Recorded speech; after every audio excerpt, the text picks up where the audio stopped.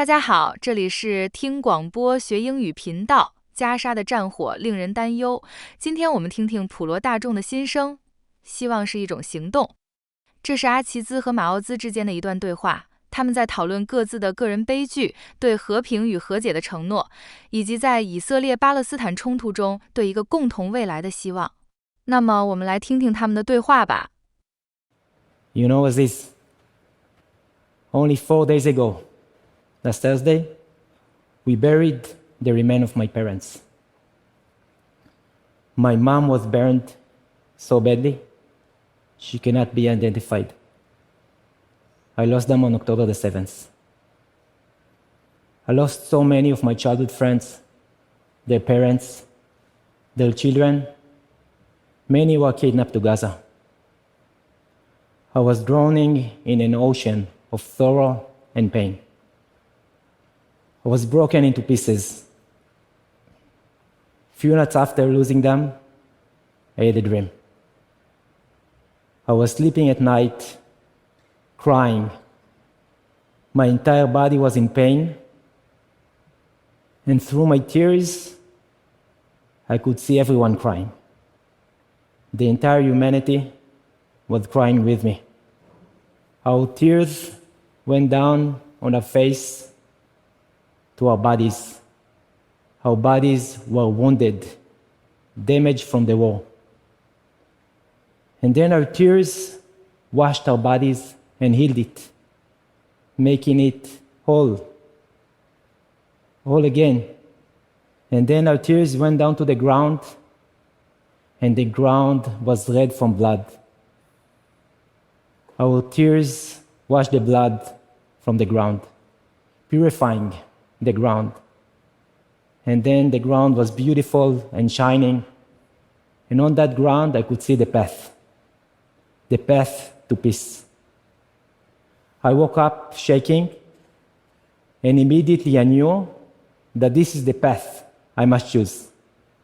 The path of not taking revenge, the path of reconciliation. And you've been walking this path for decades. We met only once before October 7th, even that was for 2 minutes maybe. But you were among the first one to reach out, send your condolences, support, and I will always love you for being there for me in my hardest time. No, Maoz, when I sent you that message to offer my condolences after your parents were killed, I was surprised by your answer, not just to me, but your public answer. Because you said you're not only crying for your parents, you're also crying for the people in Gaza who are losing their lives. And that you do not want what happened to you to be justifying anyone taking revenge. You do not want to justify war. And it's so hard to do that. So much easier to want revenge, to be angry. But you are a brave man. I needed much more time. When my brother, Taysir, who's 19 years old, was killed by Israeli soldiers, I was angry. I was bitter. And I wanted vengeance. I was 10 years old and I thought there is no other choice. And only 8 years later, when I went to study Hebrew with Jewish immigrants to Israel, that's only when I realized that we can be allies, we can be partners. And I realized that I do have a choice. Regardless of what other people do, the choice is always mine. And I do not want to take revenge. That when I choose to be angry and hateful, I'm being a slave to the person who killed my brother. These last few months has been like a nightmare that never ends. Everyone I know in Gaza have lost family members. My friend Abdurrahim, he lost 50 people in his family. What's amazing though is Abdurrahim is just like you. I talked to him yesterday and he said, I'm still as committed to peace as I was before. I do not want my story to lead to hate. And even now, as his parents are in northern Gaza, unable to get food, unable to leave, he's still committed to this message. And it makes me wonder, how do you make such a choice in the midst of so much tragedy? You know, I've been interviewed like 100 times in the recent months, and this is the most easiest question. It's for my parents. It's my parents' legacy. And when we put their remains in the ground, I realized that they prepared me for that moment. They taught me what to say and how to act after they will be killed. I was born in a kibbutz, just 1.5 kilometers from the border with Gaza, that was established by my grandparents. They were both Zionist pioneers, immigrated to Palestine under the British mandate about a century ago. And my father was also born in this kibbutz, and my father was a farmer. It's very, very difficult to be a farmer, even more difficult to be in the tourism industry. And 1 year, I remember that 1 year there was a drought. And then the second, there was a flood. And the third, there were insects. And at the end of each of those devastating seasons, my father will always tell me, Maoz, next year, I'm going to sow again. Because next year is going to be a better year. And my mom was a very talented mandalas painter. She painted thousands of mandala. And on the mandala she gave me, she wrote, we can achieve all our dreams if we'll be brave enough to chase them. And in the last 20 years, I've been chasing and fulfilling many dreams. I opened the first guest house ever in the old city of Nazareth, the Fauzi Azar. I was co-founding the Jesus Trail, Abraham Hostel and Tours, and many other dreams. And in all those dreams, I was following 5 steps. Dreaming, many of us forgot or don't brave enough to dream. Creating a partnership and a coalition with as many stakeholders as possible. Reaching shared value and common ground between the partnership. Writing a very detailed roadmap and executing. And I believe this is exactly what we need to do now in order to make our dream into a reality. And I was partnering with Palestinians, with Israeli, with Jordanian, with Egyptian. And I learned that the first step in reaching a shared society and a shared future is knowing the other side narrative. And following your work for many years, even though we met only once, I think there is no one in the world that knows better how we can take our divided narratives and make them into a shared future and a shared society. So thank you for all what you have done so far. Really, it's amazing. Now, Maoz, I worked in 70 countries and peace and conflict. And everywhere I worked, I found that we share the same problems. The cause of conflicts are the same. It's lack of recognition, not willing to understand each other, historical narrative, and not having a shared vision for our future. And not doing those things is a fatal mistake. We live next to each other, and yet we are so divided. We cannot talk, we cannot meet, we cannot have a conversation. There are roadblocks, there are checkpoints, there are walls that divide us, there's societal pressure that makes us not being able to talk to each other.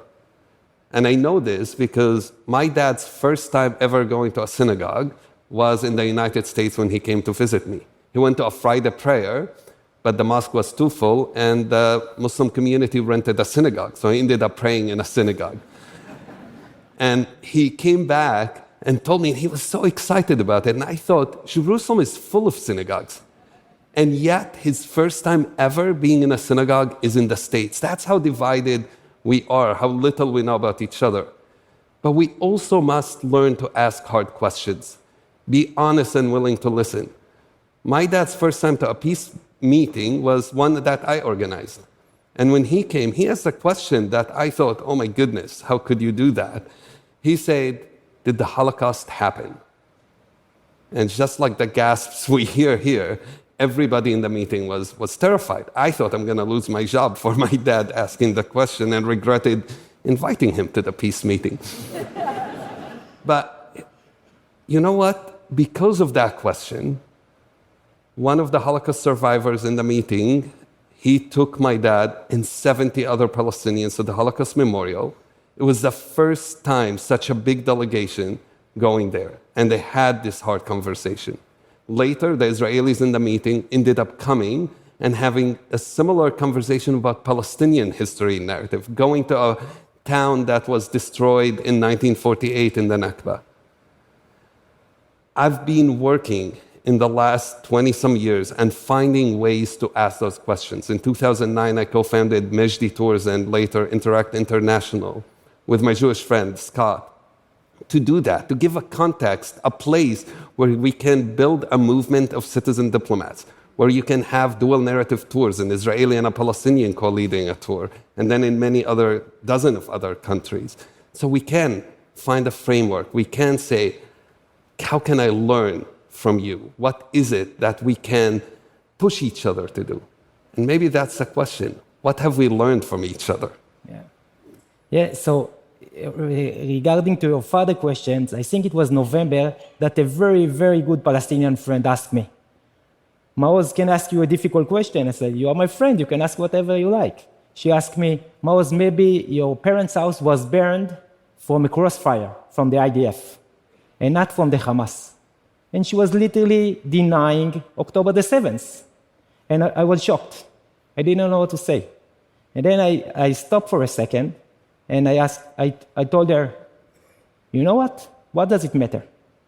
What does it matter? My parents are dead. And they are dead because of the conflict and the war that has been going on for so long. And it's our mission to stop it. And I learned so much in the recent months from speaking and dialoguing with Palestinians. I learned that we must forgive for the past. We must forgive for the present. But we cannot and should not forgive for the future. Not to ourselves and to no one else if we want to make the future a better future. I learned that our stories were split in the past with the different chosen son of Abraham. And for many centuries, our stories were parallel. And the gap between them is becoming wider as we are getting to the present. And it's became to get wider with the beginning of the Zionist movement and the Palestinian nation movement.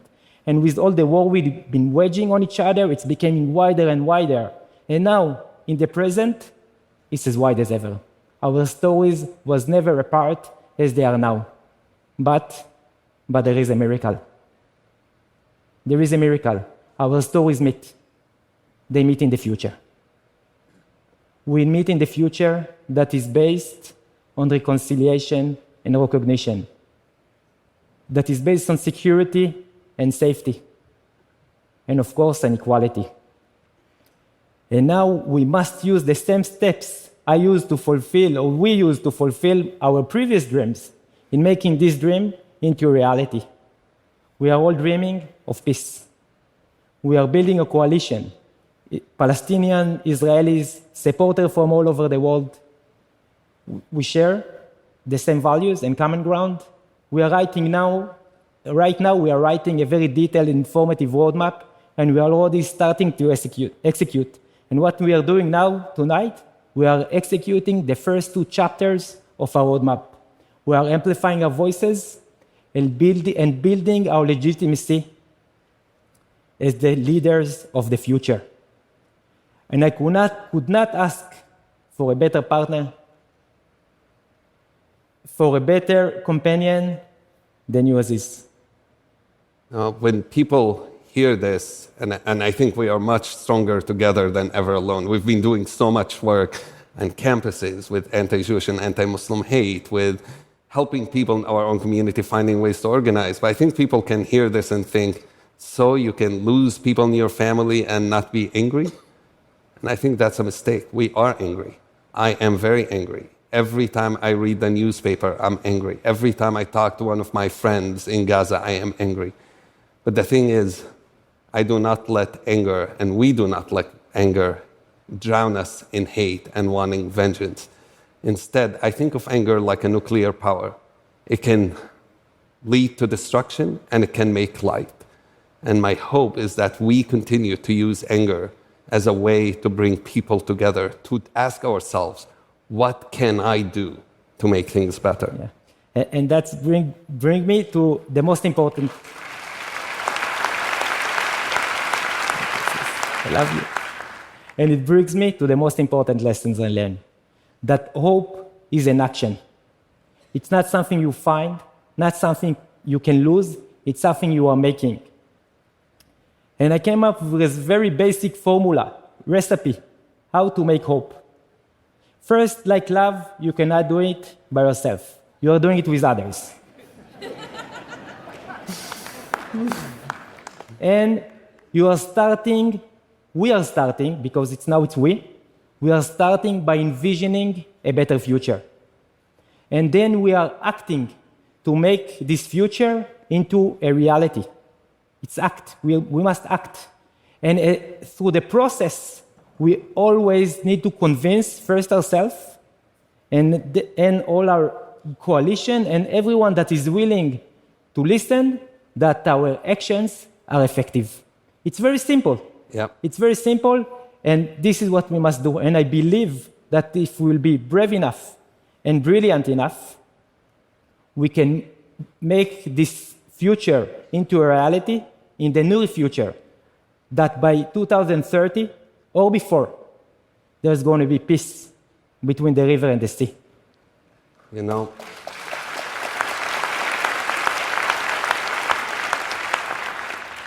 we say today ideas change everything.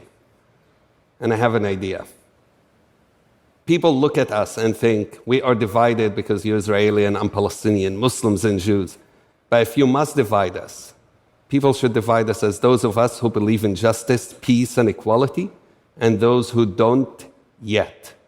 And our work here is to invite everyone, to invite you to join us into our work, into bringing everyone together, to take a stand that says, we are not enemies. Do not be mistaken. We lost our family members. We did not lose our sanity. We did not lose our minds. We are here together saying we will fight on the same side for justice and for peace. Thank you.